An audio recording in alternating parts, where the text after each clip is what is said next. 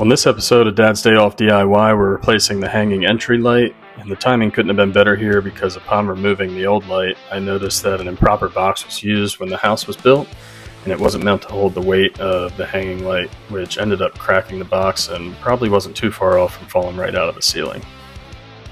We started off by making sure that the power supply was off and double checked it with our contactless tester, and then went ahead and removed the wire nuts. Then, using a 2x4 and a mallet, we're going to tap the old box loose from the stud, and once it's loose, it can take a little bit of persuasion to pull that box back out of your opening. Or if you're like me, you can just break the box into smaller pieces since it's going in the trash anyways.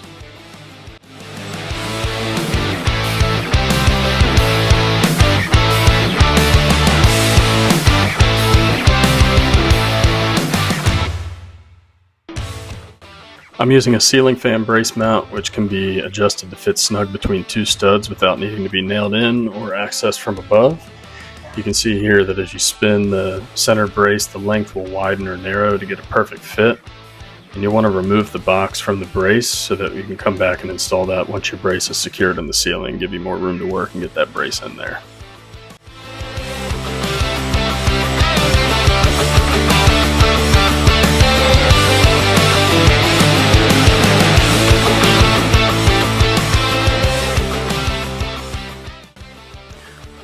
I'm using a stud finder here just so I can find out approximately how wide I need to set the brace before I put it up in there, leaving just a little bit of room so that it's not too snug trying to get it set.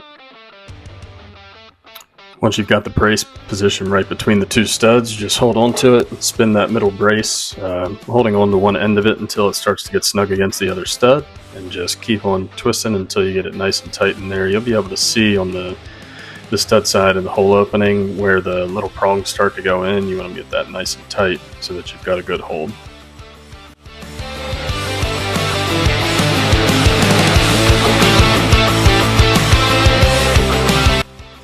Once you've got your brace in, there's a little clip that goes right over the top of that rail, and you'll push your box up in there. You should have 2 pilot screws, and just go ahead and put those in there until tight, and your box is good to go. Make sure, obviously, as you put the box in there, that you feed the wire down through into the box first.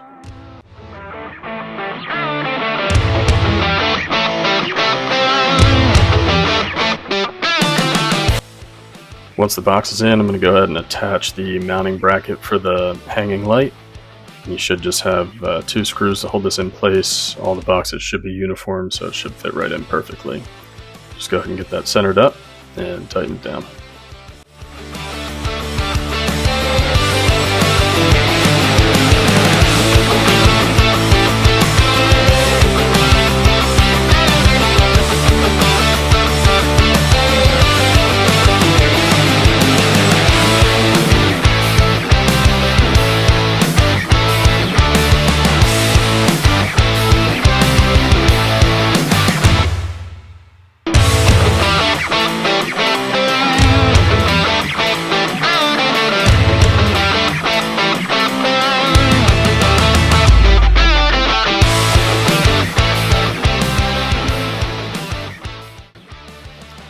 Got our new Hampton Bay hanging light right here, so we're going to go ahead and pull the wire and just feed that through the tubes.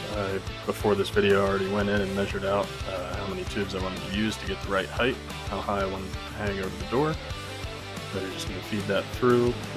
You might have to pull off the little threaded end just so you can feed that in all the way. But go ahead and pull that all the way through. You'll need to trim any excess wire at the end, but leave enough to work with so you can get it wired into the box.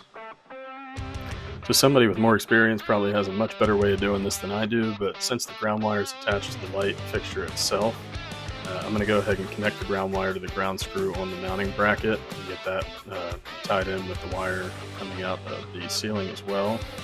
And I'm going to let it hang from that just slightly, still trying to hold it up and support it. From there, we'll go ahead and get our hot and neutral connected. And then after that, you should just have 2 screws that you'll go ahead and push through, and 2 caps that you'll screw up to get the fixture tight to the ceiling. That'll be it.